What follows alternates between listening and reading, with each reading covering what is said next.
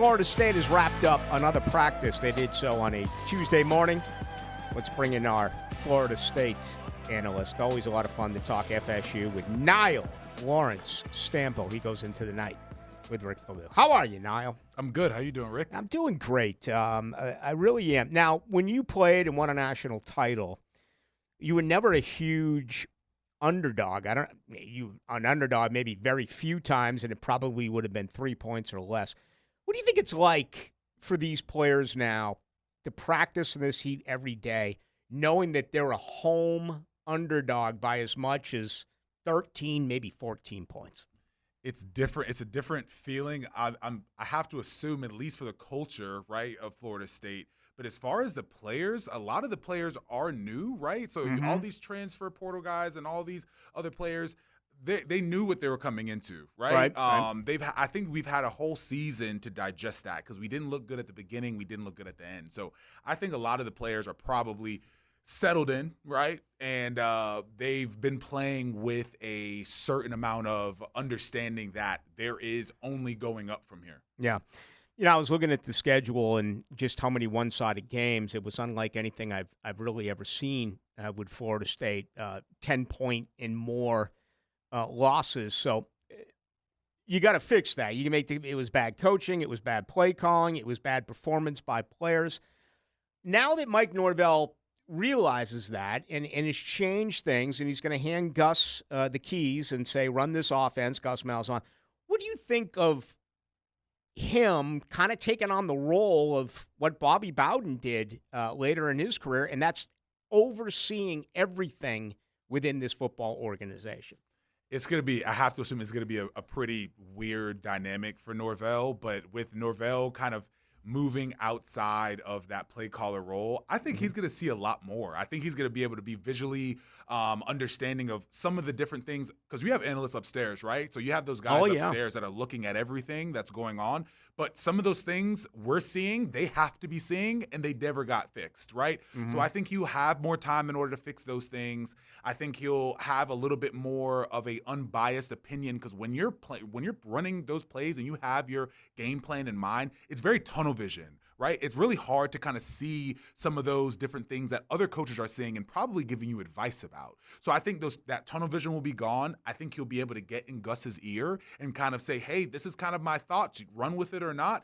But I think we're going to see an overall better play just because Norvell will have more of a jurisdiction around the team itself. Yeah, that's going to be really intriguing, and I don't know if we'll ever know the answer to that. We used to kid Bowden about it, where he'd want to run a reverse or maybe get the tight end involved, but it was always Brad Scott. It was always Mark Richt. It ended up being, Jeff Bowden before Jimbo. But, Bobby in his day when he got there was a phenomenal play caller, but then he ended up giving it up. I would love to know what the veto power is like. If Gus is doing something and Jimbo's, Mike Norvell's like, no.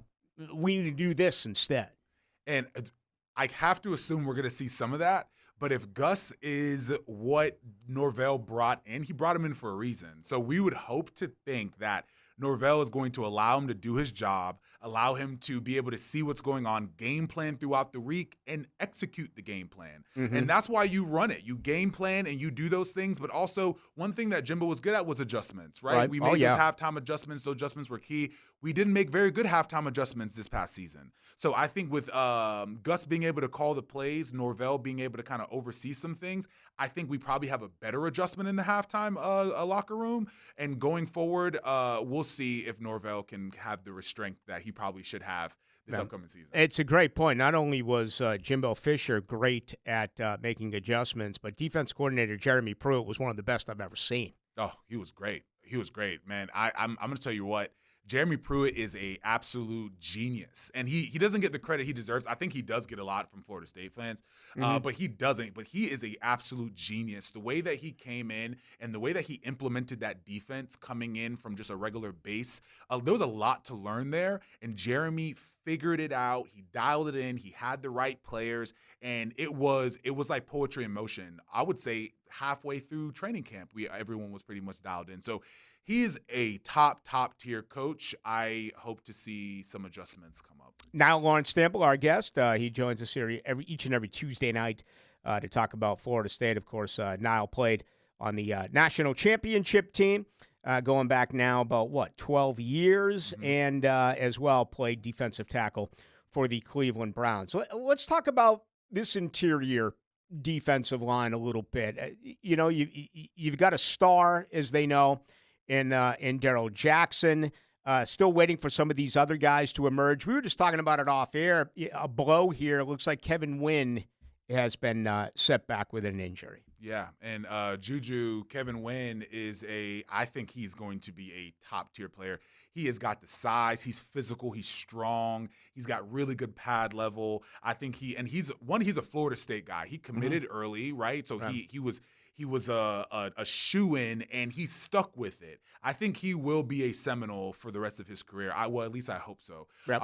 And I love that we are going to have an opportunity to play him some this season, at least from what it looks like. It doesn't look like Alabama's going to happen, but I think he's going to be a force to be reckoned with. Our interior guys look solid, but Deontay McCray, Coach Novell just talked about him, and seeing him in camp, he is he's a physical specimen when it comes to being a kind of a interior mauler that can hold the point of attack, be able to open up double teams, but also be able to play a little bit outside, athletic. He's a great size defensive tackle. I think he's going to play some heavy roles this upcoming season. Haven't heard a lot about Daniel Lyons. Did you see Mhm. anything with him when you were here watching practice Yeah. at UNF? Yeah, Daniel Lyons has slowly progressed.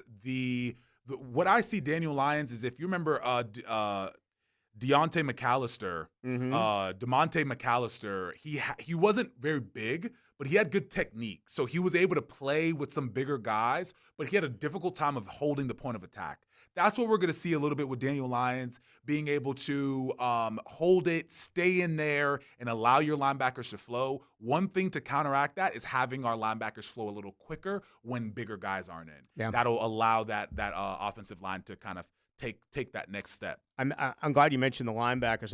I got to say this. If you look at a year ago, there weren't a lot of guys who improved, right? Omar Graham may be the exception. I mean, I watched him early on, and I was like, what is this man doing playing at Florida State? He shouldn't even be on the field. At the end of the year, he was arguably one of their best players. Omar Graham flashed towards the back end of the season, and it became consistent to where at that point it was kind of like, all right, you can be that guy. But I love Omar Graham's mindset right now. When I was in training camp, I went up to him and I was like, listen, this is your year. No one can take this away from you. But I think Omar Graham is going to be a great fill when it comes to this season because he's physical, he's large, he's not the fastest guy in the world, but he's playing smarter. He's healthy. And that's one of the biggest things that I heard is just him being healthy has been the biggest contributor to him being able to kind of up his game and get into that next level. I hope he stays healthy because he is going to be a game changer for the season. We know the media does not get access. They're not able to cover the scrimmages. They're not able to cover practice. But when Mike Norvell speaks or a coordinator speaks or a player speaks, we're hearing a lot of consistency as far as focus, as far as being invested, as far as you've acquired guys that apparently want to play at Florida State. Now, I'm sure this is typical. I'm sure this is typical for a ton of camps across the college landscape, but what do you think about hearing those type of words describing the way it has gone so far with the game coming up in a week and a half? I think that it is perfect because in my mind, I've been thinking that going into this upcoming season, for the first time, at least from last season, we kind of know what we have.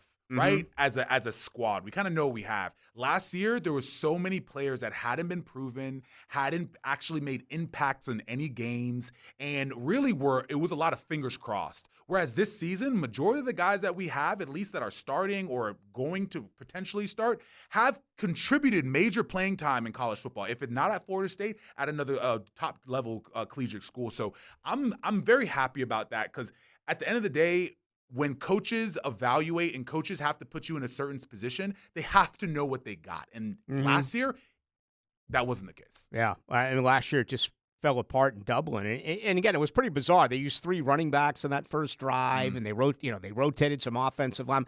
Almost felt greedy instead of just taking what was there and was in front of them. I know we talked about it last week, but it's something that we're going to talk about all the time. Right now, it looks like 4 of the 5 offensive linemen are going to be redshirt senior transfers, brand new to this offensive line. And you bring up the C words: camaraderie, continuity, chemistry. Boy, it's going to take a while to get that going. I think it's going to take a while, and that's I would say, out of every position on the field, I would say the only one that is kind of a fingers crossed situation and not really knowing what you have is going to be the offensive line. Though they all have a significant amount of experience and they have multiple snaps, there's not one offensive line that doesn't have significant snaps in college football. That continuity, like you said, and them being able to work together is super important. I don't know if it's something that will take a long time, depending on how bad they want it, depending on the game plan and the scheme that we're running. Those things all kind of play a factor, but it's kind of one of those things. Fingers crossed, but I think hopefully we'll figure it out. All right. Anything else going on that I missed? Anything that you can think of that has been pretty important in the last week since we've had a conversation about Florida State? I would say the only other part of what we have is going to be, when we spoke about it, but it's going to be the depth at defensive line. And obviously with Darryl Jackson holding it down in the middle, if that's something that that possibly happens, it's going to be kind of tough. Yeah. So other than that, I think we're kind of solid. I think we're solid. I think we should be in good shape. All right. And, hey, next week we'll be previewing Alabama. They lost their star running back the other day, but we know they got a stable of 4- and 5-star guys who can tote the rock there in Tuscaloosa. Niall Lawrence Stample, you're a business owner as well with NLS Cleaning. What's going on there?